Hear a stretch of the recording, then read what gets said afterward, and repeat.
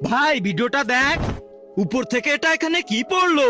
আরে ভাই এটা কি জিনিস? ভাই আমার তো মনে হচ্ছে এটা কোনো জাদুই লাঠি। কি বলিস?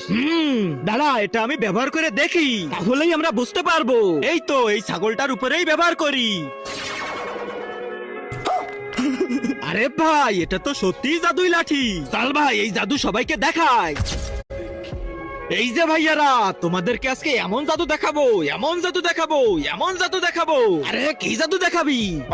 এমন জাদু দেখাবো যে আমার বন্ধুকে কবুতর বানিয়ে দেবো। আচ্ছা বানায় দেখা তো। চল ভাই শুরু করি।